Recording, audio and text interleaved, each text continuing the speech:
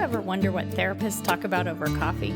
Well, we're three clinical psychologists, Dr. Diana Hill, Dr. Rae Littlewood, and Dr. Debbie Sorensen, and we'd like to welcome you to Psychologists Off the Clock.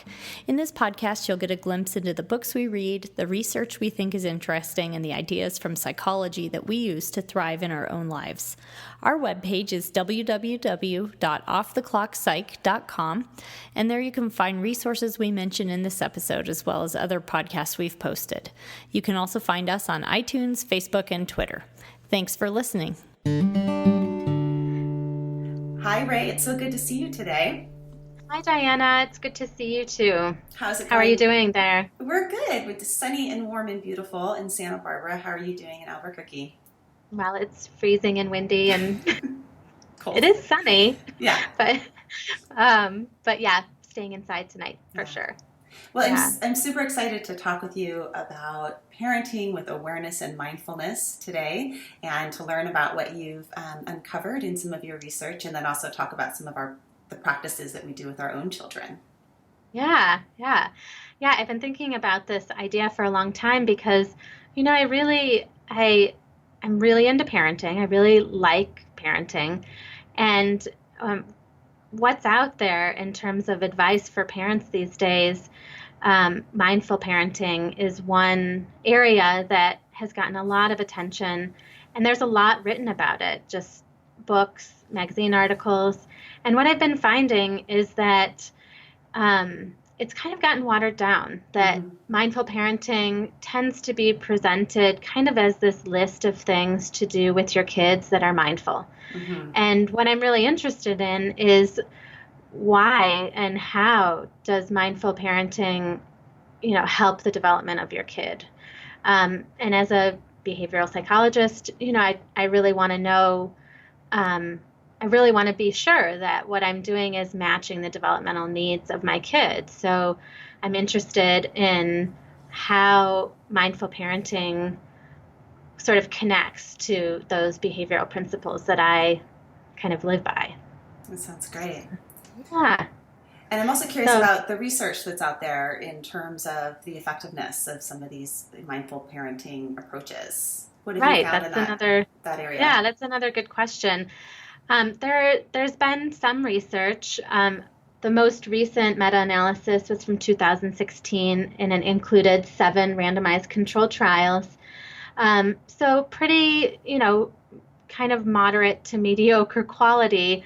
But there were some findings that were consistent across these studies, and those are that parents who participate in mindful parenting programs, that it reduces parental stress, increases their emotional awareness of their kids, it increases their awareness of emotions in their kids, and it can help to reduce children's kind of behavior problems, especially at younger ages.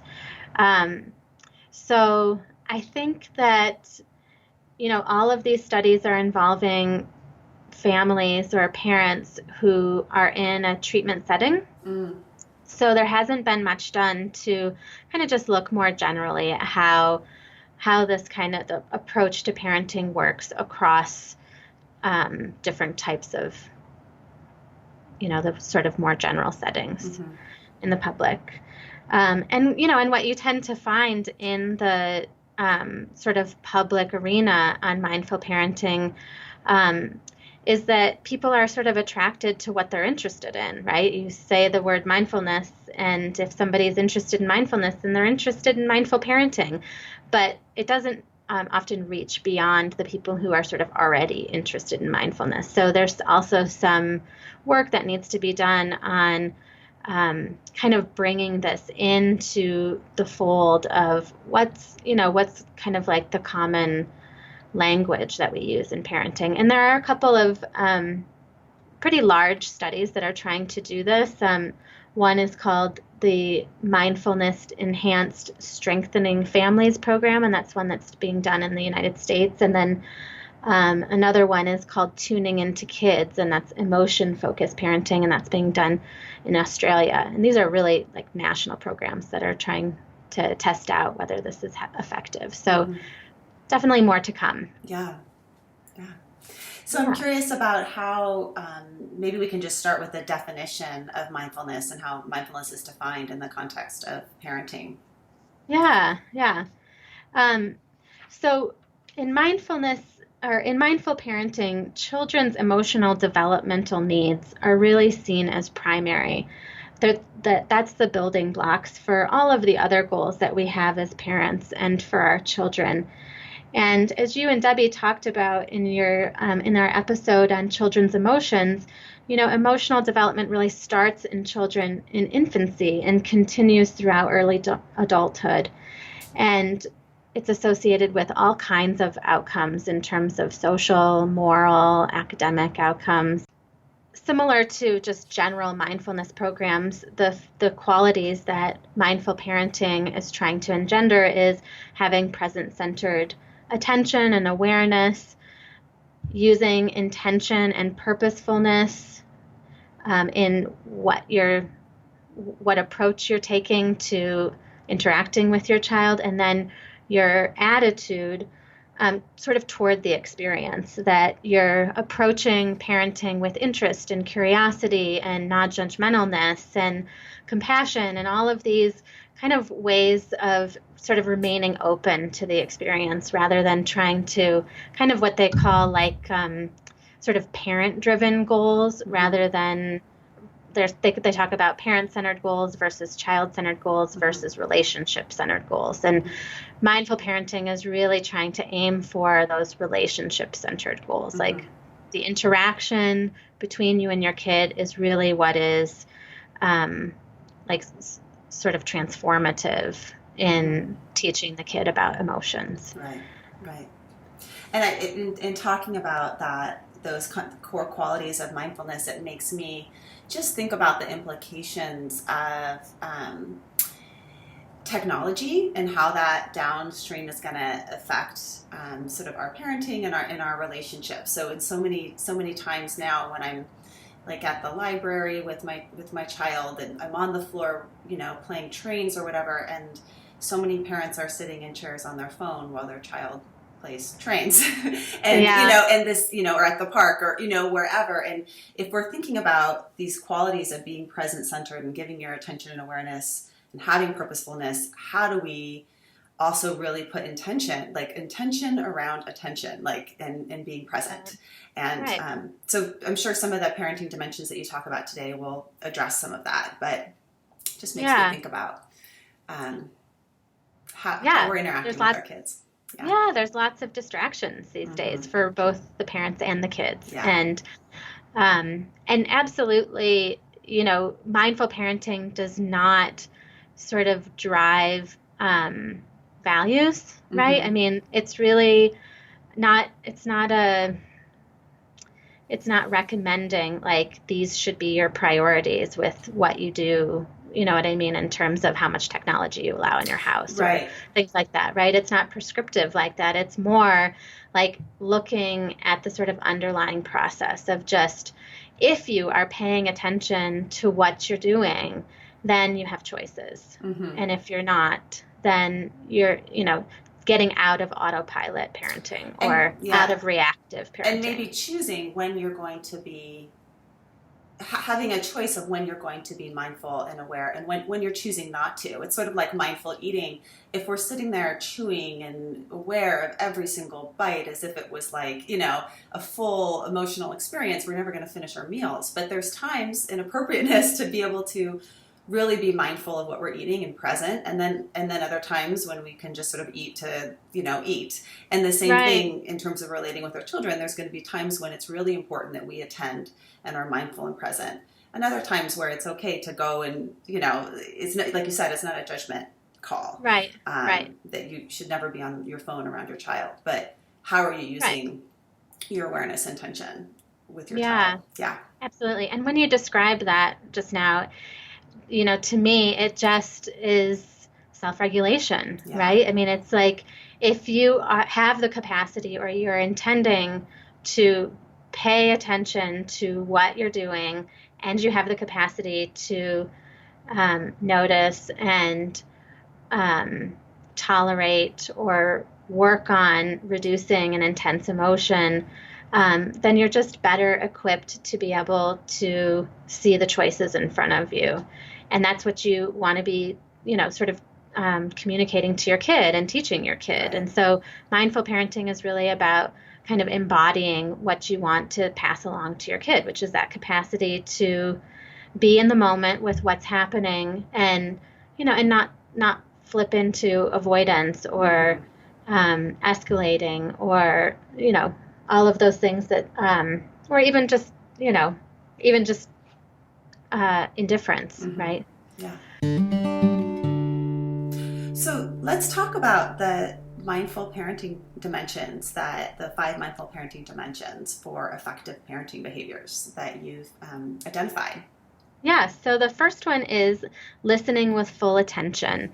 And starting in infancy, this really looks like just paying attention to nonverbal and then eventually verbal cues that your kid needs something and what is it. And obviously in infancy and young toddlers, that's a guessing game. So being able to self-regulate in the face of, I don't know what my kid needs, is really, really helpful for passing along self-regulation to your kid. And as they get older, being able to really listen to what they're saying, Mm-hmm. and sometimes, in addition, nonverbal things, especially for adolescents. Mm-hmm. Just the act of listening. There's so many books out there now about how to listen to your kids so that they'll talk, Mm-hmm. and mindfulness is kind of one avenue to that. And it really has been shown that it increases communication and disclosure, especially in teens. And then it kind of changes also the parents' tendency to sort of slip into kind of the automatic reactions that they might have to their kids. Mm-hmm. So paying more attention to what is actually in front of me rather than what am I worried is in front of me, or that kind of thing. So right, or a projection of the future of what will happen if this if continues, you act like or this, if you act like this. Yeah. Well, when you're talking about listening with full intention, it really makes me think about sort of Kelly Wilson, the ACT therapist and co-founder, has talked about seeing people as sunsets versus seeing people as math problems.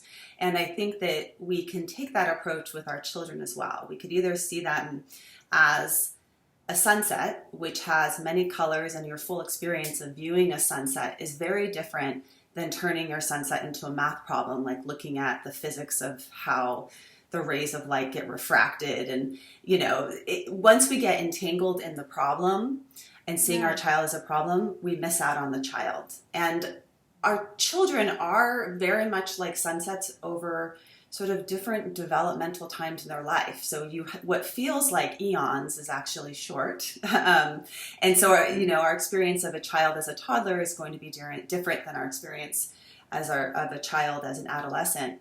And if we can actually approach it as something to just be with and observe and start at that place of observing, it can be really helpful to drop sort of the rope around trying to control or change or have sort of some mindsets around what our child is supposed to be.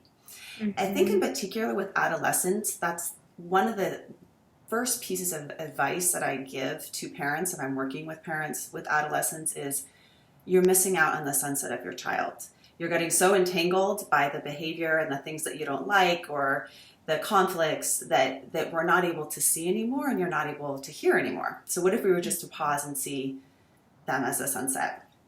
And I really liked, I like the idea of seeing them as our children as sunsets. Also, when and kind of commenting on your experience of them and verbalizing that as a way of them also knowing that you are with them and present with them. So there's a book that I really enjoyed reading called The Conscious Parent. And in the book, Shefali Tasbury says she talks about practicing delight in your child and the way that you would delight in a sunset or be present with a sunset. And she says, when they are resting and you tell them how appreciated they are. They are sitting and you tell them how happy you are to sit with them. They are walking in the house and you stop them and say, thank you for being in my life. They hold your hand and you tell them how much you love to hold theirs. They wake up in the morning and you write them a letter saying how blessed you are to get and to see them the first thing in the day. And that's sort of the process of, it's a listening, but it's just a being with and making a commentary about being with our children. And if you do that in the good things, you can also do that in the hard times, which, would be, say you have an adolescent who's slamming the door on you and going into the other room, you could make the same type of commentary. When you do that, I feel left out and I'm wondering what you're feeling in there because I noticed that the door was slammed. So, and I really want to hear what your experience is. So sunsets, not math problems. Yeah. And then, the mindfulness part about your attitude in that interaction, just to remember that you just have to wait, right? Yeah. That you can make that comment. And I think like what I feel so often is that I have a little boy who, sometimes I'll say something and it's just dead silent. Oh, yeah. Just like, how was your day? Hello? Good. Are you there? And I have to be really careful not to push, because to remember that that's a boundary, right? That I don't get to force them to speak. Yeah. And even if it's good stuff, right? Yeah. Exactly. So the next process that I wanted to bring up is called, I guess this is a good segue, non-judgmental acceptance of self and child. So this is really what we're talking about with kind of labeling what's going on and kind of trusting that what your kid is going to sort of bring back to the table is what they're capable of, and it's good enough, and you don't need to push for it to be what you want it to be or what your expectations is. So this doesn't mean that you just relinquish responsibility or you let your kid run crazy and do and say whatever they want to do and you just label it and name it and say, oh, how lovely. But to really be present with what's going on and have clear awareness and attention helps you to have a better understanding of what actually is happening and see your part and their part. So the practice that I was thinking about when you were talking about non-judgmental acceptance of self and child is one that I've sort of defined as moving from top-down parenting to inside-out parenting. And when I think about top-down parenting, it's one of which involves some degree of dominance or control, or it's really kind of more run by our ego selves and what we want our children to look like to others, what our expectations are for children, our stories about how they should be or how we should be as parents. So it's very much sort of a top-down, I know what's right for you approach, versus inside-out parenting is maybe taking less of and the idea of judgment is sort of that you're putting a category or label on something. So stepping out of judgment and into listening to what's happening inside for you, but also what's happening inside for our children. In that book, The Conscious Parent, Tasbury also writes, parenting has the potential to lead you to the discovery of your own true being. So this idea that parenting can actually, the practice of parenting can be one of finding some wisdom within you and also the opportunity to hear and learn the wisdom of your child. Mm-hmm. I'm thinking about, with my children, really early on, we took the, I think it's a Montessori approach of having all real stuff. Like we never had, we pretty much never had plastic glasses with our children. We always gave them like real glasses and had real flowers on the table and, things like that. And part of the rationale behind that is that a child can learn through their experience of the glass and learning where to put the glass. And we had a lot of broken glasses. I bought a lot of glasses from IKEA. And it's not that, okay, so then we have the broken glass, so then what we have to do is we have to clean up the glass. So we got to put shoes on, so there was a direct experience with the real world by having glasses and glasses breaking. And my children are now very aware of glass and what to do, how to put a glass on the table. So it wasn't protecting them or really telling them that they need to put the glass here. It was them learning through some degree of experience with the real world and trusting their own wisdom around that. And likewise with as they've gotten older, I have an older child who's now in like a nature school, a wilderness program after school 1 day a week. And in that wilderness program, when he first started, he started in the winter, and it's rain or shine. So the kids go out in the rain into the wilderness. They literally drive them into the wilderness, and they come back sopping wet in the dark. And there's also in there a wisdom in the child of how to learn to take care of themselves in the rain. And take off their shoes if they get, and walk through things barefoot or climb trees or find shelter.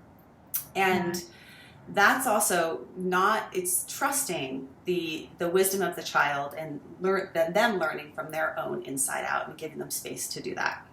Yeah, I really like that. Definitely trusting your kid to, developmentally appropriate tasks is something that really teaches emotional competence, right? You've got to be able to put them in even a challenging situation where something could go wrong and trust that they're going to be able to figure it out.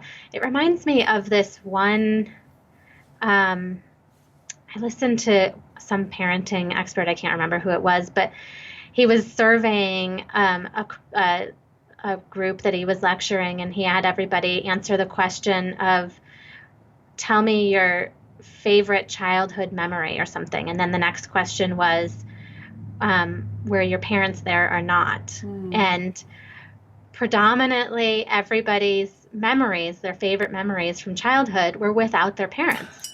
Wow. And as parents, right, we're always like, we want to be a part of all the fun stuff that happens. And it's actually like kids remembering times where they were independent and maybe even had some sort of like adversity and had to figure it out and were successful on their own.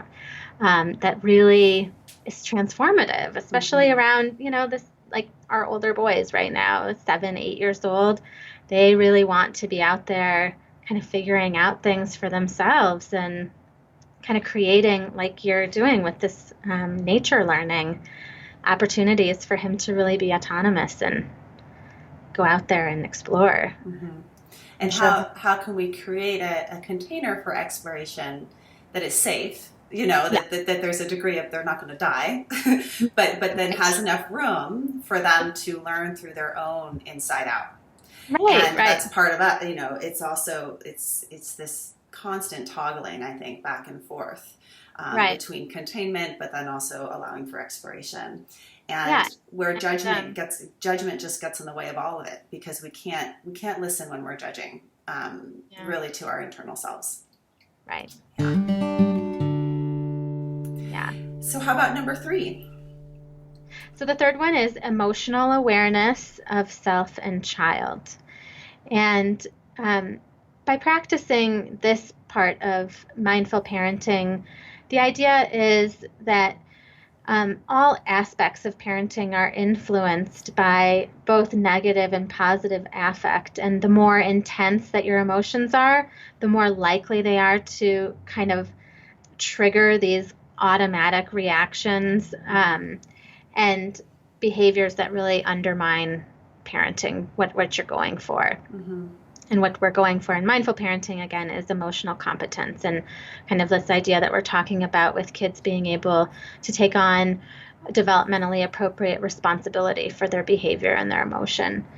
And there's always this tendency, right, because we want to take care of our kids, to want to just step in and do that for them, right? Calm down. It's okay. You're going to be fine. But the reality is kids get their feelings hurt all the time. Life is hard in elementary school, middle school, high school. And, they're going to get rejected by their friends. They're not going to get an A. They're going to lose. They're going to fail a test and get their hearts broken, right? Mm-hmm. Like whatever that looks like. And it takes real awareness for ourselves to recognize like that's their experience and to allow them to have their experience without trying to change it for them. So you can help them label it like, oh, that's really hurtful. Oh, you feel really sad. Oh, God, that must have been really hard. But not to jump in and be like, well, make an excuse for them or tell them that was wrong, that, you know what I mean? That, right. And, you'll do better next time, and kind of overpraising, failure, right? Like, or giving them excuses for failure, like really allowing them to experience the full, breadth of their emotional reaction to something that's hard. And, as developmentally appropriate. And I think like you and I were talking about conflict resolution between kids and how that changes over time, right? When they're 4 and 5, maybe. What was your example of that?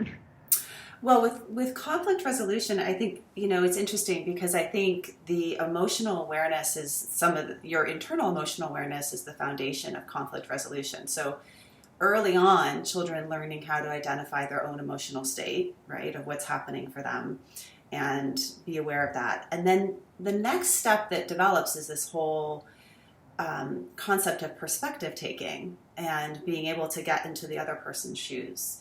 And so with conflict resolution, I really like the approach of when children are in a conflict with each other, starting with having them pause and have a reflection of what's happening in their own bodies. And then the first child, being able to state what they are feeling and what happened. And then the second child being able to reflect accurately back to the first child what they heard. So this is a really important part if we go back to, if you have been listening with full attention to your child, number one, in the mindful parenting dimension, and you've been modeling that to your child from early on, what I'm hearing you're feeling is, or what I'm noticing in your body is, or whatever, then your child miraculously will hopefully have the skill set to be able to listen to another child that's been hurt by them or in a conflict and be able to reflect that back. So step one is they get in their own bodies. Step two is one child shares how they're feeling and the other child reflects back what they hear. And then we get to check in and say, is that accurate? Did I hear you right? And the first child gets to keep explaining until the second child understands. This is where it gets a little challenging because the second child wants to share their side. So we do that. And then the second child gets an opportunity to share their side. And we do the same thing.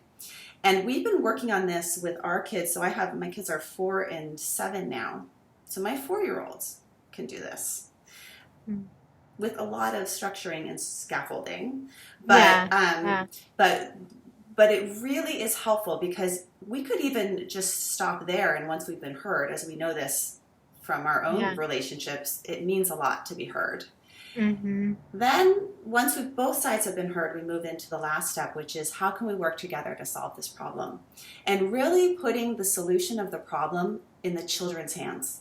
Because what you'll find is that they come up with the most creative ideas. So the parent usually has an idea of how to solve the child's problem from the very start. Oh, just give him the toy back. Or I know, I have another toy just like this in the other room. Or, we have some idea of how we can make everyone happy. And more often than not, if we allow the conflict resolution to be a mindful interaction between the two children will come up with some totally new solution that's way more creative than what the parent was thinking about. But it's working through that process that the parent is supporting the children in, but not directing. Not directing to say I'm sorry, not directing give it back, not directing any of that. Trusting that your children actually have some conflict resolution skills And then Yeah. we even know that this isn't, little babies have empathy, so Right. we, some of the research on that, but it's a really fascinating approach to helping. And then if these little kids can go on to be the leaders of our country, we'll be in good shape. Fingers crossed. Fingers crossed. Or Yeah. at least, in a traffic accident with you in the future, you would want to have that child there. Yeah, so what you're describing right now is that in order to take on that role of being able to move back and forth between my perspective and your perspective, and how do we work together to come up with some solution, really requires self-regulation. Mm-hmm. So to me, almost as we talk about this, I just feel like mindful parenting is teaching self-regulation, right? It's just, and there's lots of parenting strategies and schools of thought out there, which essentially boil down to this, right? That you as a parent have to be able to tolerate your kids' displays of intense emotion, and really, really, for yourself, remain as neutral as you can. Mm-hmm. And this for me in working with my clients, I think this is often the most difficult thing. It's conceptually easy to understand, but to actually do it, as parents, right, we don't get to just sort of like walk in and like the scene begins, and it's like we've done this 400 or 500 times with our kids, right? Like you have maybe sometimes parents that I see, they come in and they have a very intense kid, right? Or a very stubborn kid, or a very emotionally demonstrative or sensitive, or whatever it is. But they have some story, right, about how their kid is. And just that sets you up to have a reaction, right? Just it evokes a patterned reaction for yourself. So self-regulation is being able to label what's going on, to talk about what's going on, and that in and of itself promotes self-regulation. But in a nutshell, just stop, be present, and be calm when your kid is having whatever emotional explosion or whatever is happening. That is really how you translate that's how you model, I guess, for your kid. So I love that, the stop, be present, and be calm. And I really think for me, when I'm being the best mother, I'm being a calm mother. Like the definition for me of a good mom in my world is a calm mom. And I would say that some of what you're talking about in terms of being able to tolerate our children's emotional displays, or us being able to regulate ourselves, that's the nature of all interpersonal relationships, in our relationships with our partners, in our relationships with our bosses, in our relationship with our clients.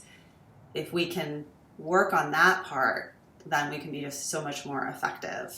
And the reason why is because of the preventing escalation, right? So, and I think that's like the key reminder here. It's not that you're just trying to not react, right? The goal is that you really want your kid to be able to calm themselves down.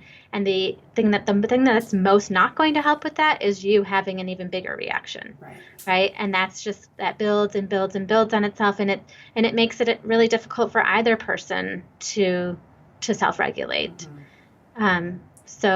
Especially with our children, who are so sensitive to our nonverbal cues and our voice tone, and we can be saying everything that we, but be saying it in a tone that our children are hearing none of the words, but only the tone of our voice, and responding to that, or only the pose of our body.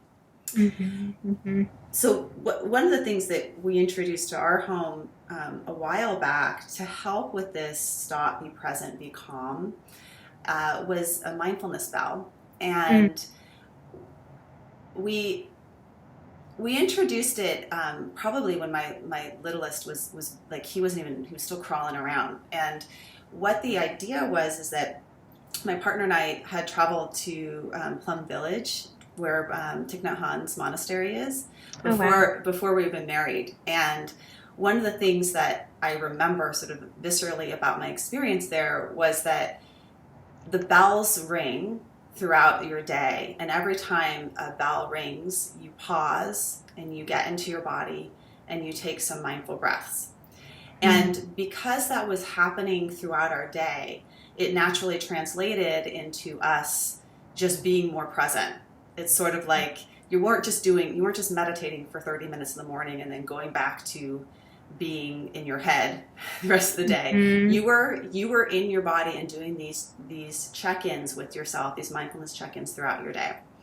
And so what was nice about the mindfulness bell is that we introduced it as anyone can ring the bell, and it's in a little corner where all children can access it.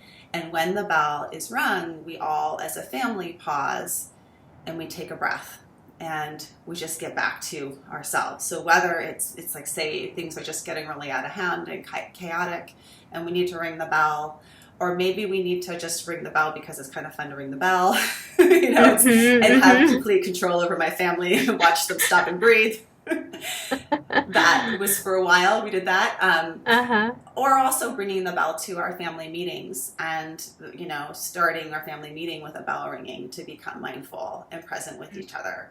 But having some kind of ritual or practice that reminds us to come back to ourselves and stop and be present and be calm. And I think that our children, they naturally get that when we are doing a lot of holding and hugging and breathing with them when they're really, really tiny. But over time, we lose connection with our breath and our bodies, and we need reminders. So that is one of them. Yeah. Wow, I'm going to try that. It's I super think fun. that sounds, yeah. As you were talking about conflict resolution, so I have a 7-year-old and he's 20 months. So just barely, learning words, but a lot of frustration and not being able to get everybody to understand what he wants. And so there's a lot of yelling and that can, as I'm sure you have experienced, that can really escalate with 2 little kids. And so I'm really curious what his reaction would be to a bell, right? I mean, and he wants to do everything that his big brother does. So if I can get Big Brother to respond by sitting and by calm, taking breath, then he'll do it, right? He just is a little sponge. So I'm going to try that. Thank you for that idea. The very last process that I want to talk about, we probably don't need to spend too much time on because we talk about this, I think, in every episode, and that's compassion for self and for your child. And so in mindfulness, the idea is that parents who believe that they are competent and effective interact with their kids in ways that promote competence in their kids. And parents, we are all our own harshest critics. And when we focus on what's not going well, how we messed up today, our kids pick up on that perspective, right? That sort of filter of, everything, 95% of things might have gone well today, but that one thing, right. And so being mindful that as you're, maybe with your best intention to improve your parenting, to do that in a compassionate and gentle way, in a way that you would want your kid to pick up from you and model. And I think that, that self-compassion generates also compassion for others in terms of some of that research. And one of the practice that I wanted to share around self-compassion is a nighttime ritual that I've been doing with my children. We have sort of a handful, if you were the child of Diana, you're having to do all these exercises all the time, mindfulness exercises. But we have a handful of things that we do in the evening And one of them is a metta meditation. And so we start with, so I do this with both children, usually individually, and we start with thinking about ourselves, and my littlest one calls this wonderful things. And we say, I usually pick like 3 and say, may I be kind to myself, may I be kind to others, may I be at peace, may I rest in my body, may I trust myself. Maybe those would be a few that I would say. And so I would say it and then let him say it to himself. May I be kind to myself and others, may I be at peace, may I rest, may I trust my body. And then we pick somebody that we love out there. And sometimes it's my brother. So may my brother be kind to himself and others, may my brother trust himself, my brother rest, may my brother be at peace. And then sometimes it's someone really far away, like grandma. May grandma be kind to herself and others. May grandma rest. May grandma be at peace. And we imagine them out there and sending them love and peaceful messages. And then we do it for the whole earth. So we do it for everyone out there, all beings and plants and animals and people on our earth, and say, may we all be kind to ourselves and others. May we all rest peacefully. May we all be at peace. May we all trust ourselves. And it's a really nice practice of starting with the how we relate to ourselves, and then how we can also hold that kind compassion to other, and generating those feelings. That if we can generate those feelings sometimes more easily for others than ourselves, but also having the idea that I can hold myself with the same kind of kindness and love that I would hold grandma, or I can hold the whole world with that. Also maybe picking people, if someone was sick from school the day, we might do them, or someone had a poison oak rash, may he heal quickly, but these, a practice of self-compassion and compassion to other. And I think that, again, it's sort of like, that's sort of the exercise, right?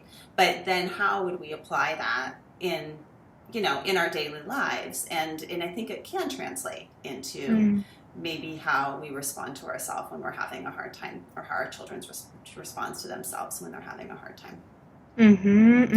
Yeah, it's like an anchor. Yeah. Like I remember, that calm time of being in bed and settled. And, I think we often try to provide that even for clients who come in, right? Like the time that they have in the therapy room sometimes is an anchor for how they want to be for the rest of their day, and kind of generalize that feeling. Exactly. Yeah. Exactly. So Well, I love all of these practices that you have shared with us today, Diana, and I look forward, especially the bell and definitely the nighttime metta. That sounds wonderful. And maybe on our website we can just outline the 5 mindful parenting dimensions that you mentioned, which were listening with full attention, non-judgmental acceptance of self and child, emotional awareness of self and child, self-regulation in the parenting relationship, and then compassion for self and child. So we'll list those 5 on our website, as well as some resources if you want to read more about how to do them.